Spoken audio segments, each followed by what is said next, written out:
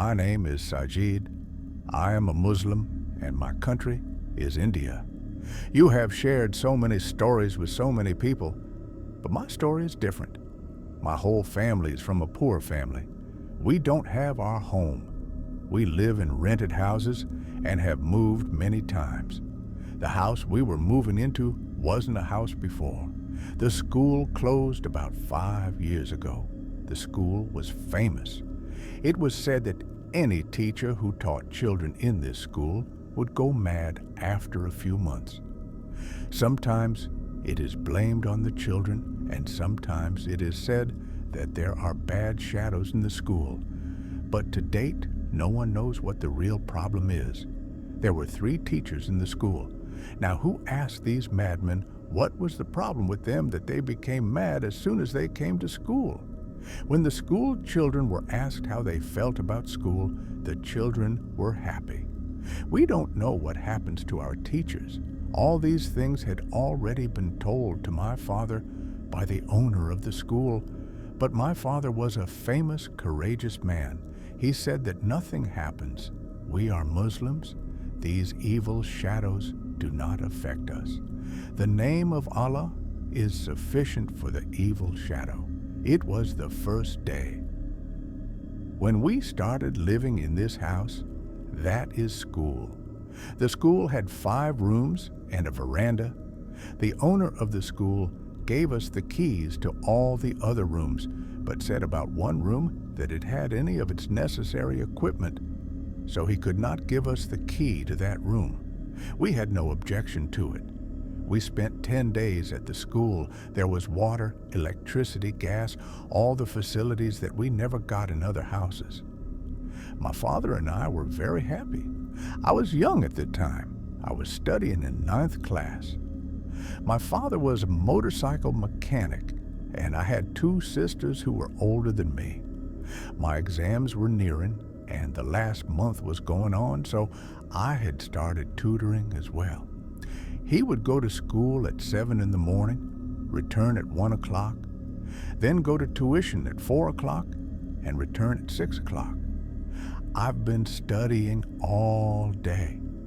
One night, when I came back from tuition and entered through the gate of my house, I was suddenly very scared. I felt like I had come to another place because inside the walls of the school, my whole house was missing. There were big trees in our house. At first, I thought it was not my home. Maybe I've made a mistake and moved to another apartment. I came out of the mansion, but when I looked outside, I knew I had done nothing wrong. It really was our home. I was so scared to go to school. Strange thoughts came to my mind that nothing would happen to me. I had a cell phone. I called my father, but the call was busy. The call was stopped again. I had thousands of questions about how this could happen. Then I called my father. Now I'm afraid to call. And then the call stopped. 5 minutes later, I got a call from the wrong number. The phone was ringing on the screen, but there was no number. I picked up the call out of fear to find out who the last call was. I remained silent so that the first voice came from the front, but no human voice came from there.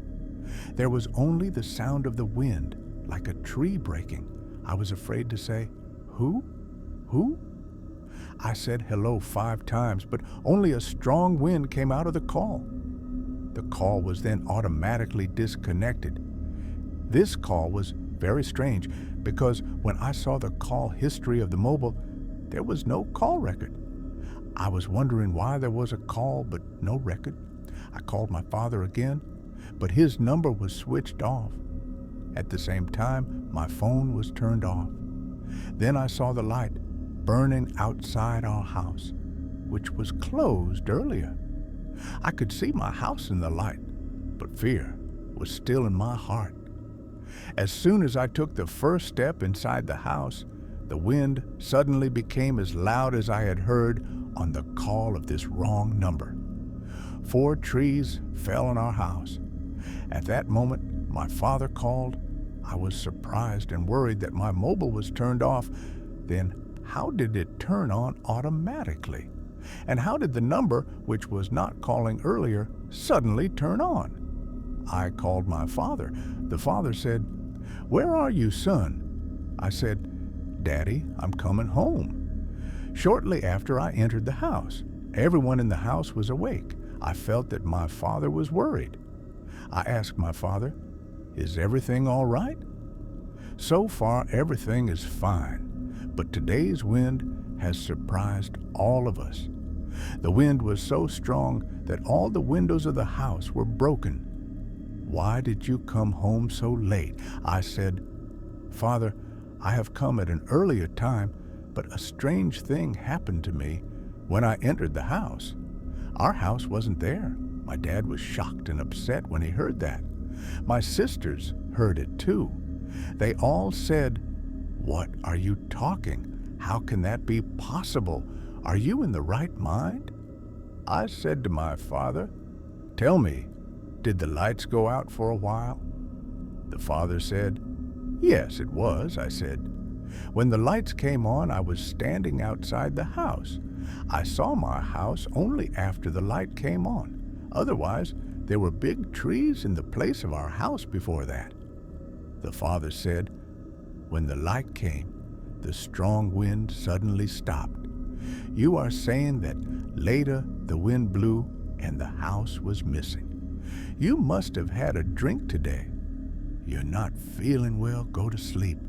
I said in a loud voice, "My health is not bad. Your health is bad. I'm telling the truth. Believe it or not, I've never lied before."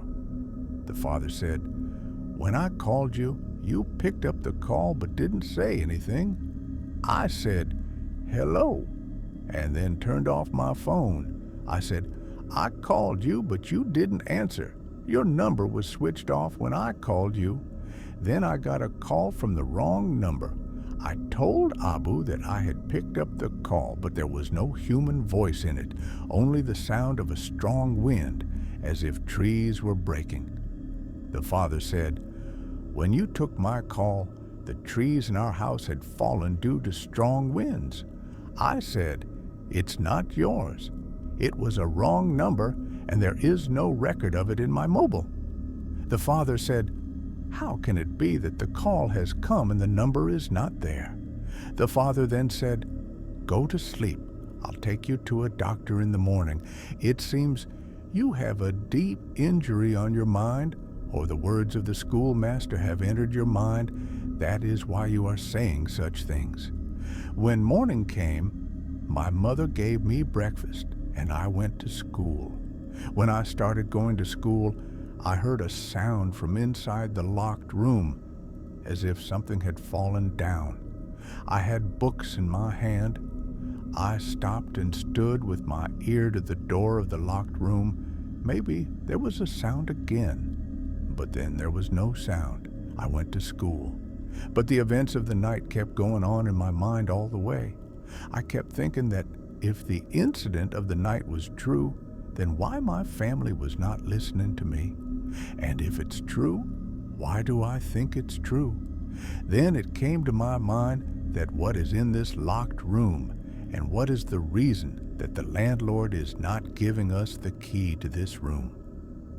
I decided to go back to school and open the door. When I came back from school, I first started reading sitting near this closed room. I thought I'd hear a noise in the room. I sat outside the room for 2 hours, but no sound came from inside. However, I was not satisfied. The next day, I told my father that she had asked the owner of the school for the key to the locked room so that we could see what was inside. The father said, "What's in this room? He's the owner. What's to us? We have other schools." "But I'm starting to worry." I said, "Father, I want the key to this room." The father asked, "What are you doing in that room?" Then I told my father the whole truth, that I had heard the sound from inside this room in the morning. I don't know what it was, but it came from inside. The father said, "The rest of the family never heard anything. All the problems in the house are with you. If you have a problem with this school, we leave this house too. I agreed and said, okay, I don't have a problem, but I didn't feel at home at all. I just wanted to reassure myself. That's why I wanted to look inside this room. A few days later, she said to me, "You're right, son. When I was doing housework, there was a real sound from inside this room, but as I got closer, the sound stopped. Now, I also don't like this house, but don't tell your father about this, otherwise he will say that you are spoiling your son." One day, the school principal came to our house. He told me to put the family in one room. I have to take the necessary things from this closed room. I put my mother and sister in a room. As I was coming out of the room, the owner of the school said to me, "You sit in the same room with your family." I wondered why he was asking me to sit in his room. What did he do in this room? I saw a small Ford's truck enter the house. I was looking at everything. The master opened the door of the room. The room was a little on the side, so I couldn't see the whole door, but the truck was clear. I saw that the workers kept only a couple of things in the truck and then took the truck outside the house. When the owner left, he said, "Now you can use this room." When I entered this room, the room was completely empty, but a hole was made in the floor like an animal. There were no animal footprints in the room. A strange thing was that the ground below this room looked very clean, as if this room had been built in emergency, so that something special could be placed in it. But the school knew what it was. When Abu came home in the evening and saw the locked room, he said, "Who opened it?" At first, Abu said that we might have opened it, but I told him that the owner of the school had come and he had taken some of his things from that room in the truck. But he did not let me see that thing either. My father was as surprised as I was at what had happened. The owner didn't show me. A few days later, Abu asked the owner of the school what was in the locked room that he took in the truck. The owner of the school said, "That was my essential stuff. I cannot tell you." Abu did not argue much about this because we did not have the right to ask him forcefully. If he wanted to tell, it was his will, and if he didn't tell, it was his will. Dad wasn't upset about it, but I thought in my heart that I would find out what it was. About a month later, the owner of the school came to our door again during the day. He said, "I have to keep one more important thing in this room. Put your family in a room as before. This time, I hid in another room, which was directly in front of this locked room. As soon as the truck came in and opened its back door, I saw that there were two live things wrapped in black clothes. These things were well wrapped in black clothes, but their real body looked like a dog and their tails were clearly visible. But I couldn't be sure they were real. These things were locked in this locked room, and then the truck went out of the mansion. I was hiding it all. Then I heard the master of the school say to a man, 'Tie them tightly so that their voice does not come out.' I've heard all these things." The owner of the school then left. I slowly approached the closed room and tried to look inside from under the door, but the room was completely closed from the inside, and I didn't see anything. When Abu returned home, I told him that the owner of the school had hidden something in the room and that I had seen everything. I told Abu that those things were wrapped in black clothes and his body looked like a dog. My dad was terrified when he heard this. He immediately called the owner of the school and said, "Whatever you have, take it from this room immediately. Otherwise, I will inform the police." The owner of the school was shocked. The next morning, He got the truck and took his things out of the room. A week later, the principal of the school said, "You go away from here. This place is going to become a school again. Find another home." A day later, we left the school. But what happened to us in that school is still remembered by our whole family, and I especially have not forgotten it until today. I am 79 years old. My name is Archer. This story is from a few years ago. 14 years ago, I was driving a car one night when I came across a bridge that was broken from the front.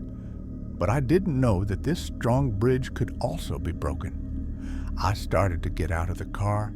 As I looked behind the car, an animal was crushed under the car's tire in front of me. I was surprised because when I stopped the car, there was no animal in front of me.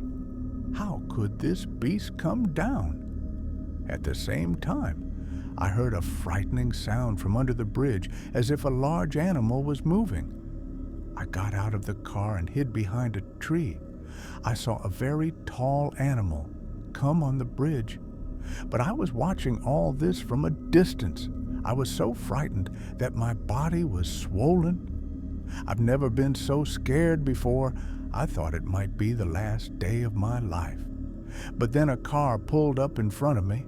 The speed of the car was so fast that by the time the driver found out that the bridge ahead was broken, the car fell under the bridge. I was just watching it from afar. Meanwhile, another car came, but I started waving my hands in front of that car so that it does not go down. The car guy immediately applied brakes and started abusing me. "Who are you mad now?" But I folded my hands and said, "Sir, I am at fault, but the bridge ahead is broken. If I hadn't stopped you, your car would have fallen down." There was a family in the car. An elderly woman came down and said to me, "Thank you very much. You saved our lives." The driver then apologized. I said, "Just 5 minutes ago, a car in front of me fell down at high speed. I wanted to call an ambulance, but there was no signal on my mobile. And when I stopped the car, an animal came under my car and died. But I had seen the bridge from a distance, and my speed was also low, so I avoided a big accident. Otherwise, it would have been bad for me today." Then the driver said, "It is not right for you to stop here. Let's go back." I said, "You're right. You have to go back." I went near my car, but now I saw that the animal that came under my car and died was no longer under the car. I was surprised. Now I was afraid to even sit inside the car because I had seen well before that the animal was dead. How can a dead animal run away? I quickly got back into my car and drove away. But as soon as I walked a little further, I felt as if someone was following me. I drove the car a lot faster. I saw the car ahead of me suddenly disappear, and a tree had fallen right in the middle of the road. I braked hard, and my car crashed into a tree. When I got out of the car and looked at the car from the front, a wild animal was dead under my car again. This time, I was wondering how the animal came under my car. The animal did not come in front of my car as before, but how did it get under the car? I took a photo of the animal on my mobile phone and then drove the car along the side of the road and returned home. Now, my heart was pounding, and I couldn't sleep at all. I spent the whole night wondering why this was happening to me. Then when I started taking the mobile out of my pocket, I saw that there was no mobile in my pocket. I looked for my phone in the car, but I couldn't find it. I searched all over the house, but couldn't find my phone. Then I realized that maybe I had lost my phone because of the animal I had photographed. After a while, I think, was that night my illusion or reality? Then 3 months later, when I went to the bridge was there. Then I realized that there really was. What he had with me that night was an illusion of me, but my car had really hit the tree because I had my car fixed in the morning. And I still think if I had that illusion, I would have my mobile. Whatever it was that night, it took the peace out of my life because I still haven't forgotten that night. I remember everything.